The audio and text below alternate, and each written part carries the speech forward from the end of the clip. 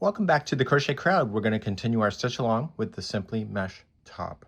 So what I'm doing now is that we're going to move on to attaching the sleeve area together.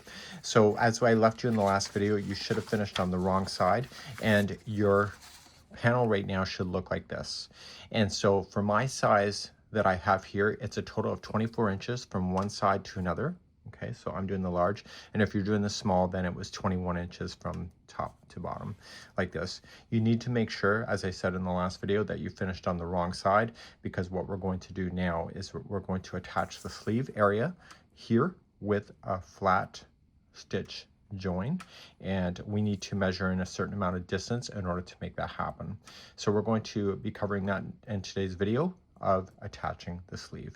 What you could do though is that you could measure it to this point and put a stitch marker just to hold it like a bow tie, and then try it on to make sure that it's going to fit you around your upper body. And if you need to move it out, you can just make sure it's even, or if you want to make it a little bit more narrow, it's up to you. So we're going to be moving on to creating that today. So the first thing that we need to do is that we need to fold this in half so that the wrong sides are facing each other. So I already have, this is the right side, we have it marked, and what I'm going to do is just fold it so that the wrong sides are together. So the wrong sides are the other side, and it'll look like this. My table is not very big, and the cat hair is included today. My cat was pretty close to this project. So what I'm going to do is measure in the distance that I need in order to mark it with the stitch marker, and then I can try it on, but you can try yours on too, and to make sure it's going to fit. So let's cover what that dimension is. If you're doing the small size, you're going to want 20 inches then from the outside edge. You don't want to overly stretch it. So you're just going to mark it with a stitch marker and hold it.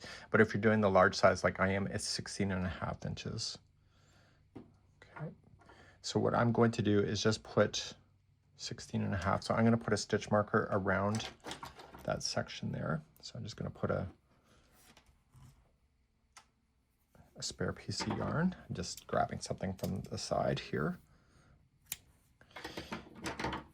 And what I'm only doing one side at the moment, because what I'm going to do, and I'll do this with the same on the other side, I'm going to count the number of empty boxes that I have from the edge. So 1, 2, 3, 4, 5, 6, 7, 8, 9, 10, 11, 12, 13, 14, 15, 16, 17, 18, 19, 20, 21, 22, 23, 24. So I got 24 boxes for my size, and then I'm just going to flip it up and do that. So 1, 2, 3, 4, 5, 6, 7, 8, 9, 10, 11, 12, 13, 14, 15, 16, 17, 18, 19, 20, 21, 22, 23, and 24. So this will be it. Now you could have said, well, I could have just laid them together like that. I wanted to verify that the boxes are going to be the same number. Now that I know that this is 24 on this side, boxes, I'm going to just automatically do the 24 boxes from the edge on the other side, and I'll do that off camera, and I'll be right back. So on the other side, I marked the same amount of boxes that I had so that I have equal consistency. So I've not fastened off yet. I want to keep this on because I'm going to do that join starting with that yarn, and then we're going to fasten off once we get to the middle here, and then we'll do the other side exactly the same way. So let's do that next. So the flat stitch join, I'm looking at the right side of the project. Okay, so we folded it so that the wrong sides were together. So this join will actually be visible on the outside, which is a nice join anyway. So you're going to use the back loop only, so right where you're sitting right now. You're just going to use this one and just join the top, the third chain up. Just grab one strand only. Now, here's the problem. I can't have the yarn coming from the top of the project. It has to come from underneath. So you got to make sure you're going up over top of the yarn itself. Okay, so it has to be in behind. And then you are going to then just pull through like that. So you immediately jump to the next back loop only on this one. And then you jump to the chain work on this one, the back loop only, or just one strand, whatever's easiest for you to do. This yarn is pretty easy to hide stuff. So see how the yarn's coming in front? I don't want that. I want the yarn to come up from underneath. If the yarn doesn't come up from underneath, you won't get the flat stitch join. So it takes a bit of practice getting used to. So you're just going to pull it through. See, I'm using my thumb just to kind of hold it so that I have access to it. And you're going to then move to the next chain, back loop only. Just go up over top of the strand. So just let the hook just ride over top, and then going to the other chain work on the other side. And pull through and through. So with this kind of join, it doesn't have any flexibility to it, so you just got to be a little bit slack with it. So back loop only, jump over top of that strand and get the back loop only.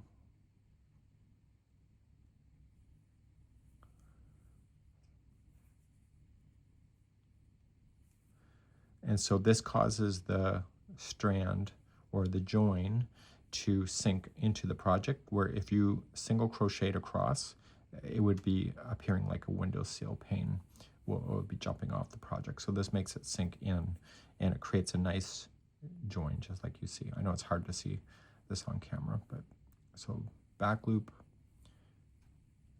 and just one strand on this side and pull through. Because I'm using my thumb to hold it steady, it's really helpful if you do that as well. So I'm just kind of holding it, pinching it, so that I can pull it through and through.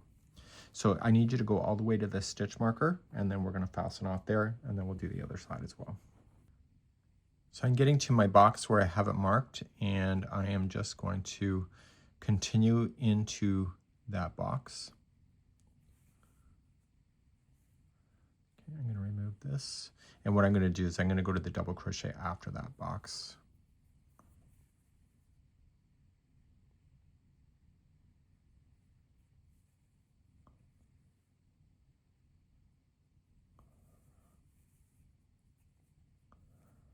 Okay, so then this sleeve is then done.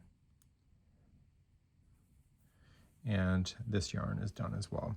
So I'm going to just trim my yarn. I'll just pull up on a knot on it. I will weave in my ends later. And all I just got to do now is just turn this around and do the other sleeve to the stitch marker. I'll see you there in a second.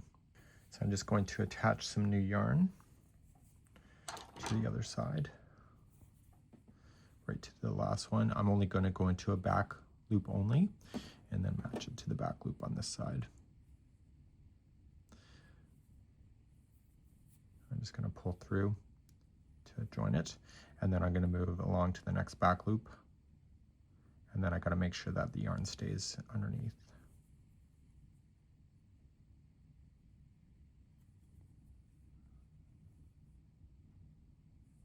So it's coming out from the middle. Okay, and I'm just going to join this to the stitch marker. So I will go to the double crochet after the final box that I've already marked, like I just did. And what I'm going to do then is that I'm going to have you do that. Just fasten off your yarn. If you want to weave in your ends, you can. And I will see you in the next video then as we continue this. Most of the hard work has now been done for this particular project, so you're going to find that the rest of this will move along pretty quickly after this.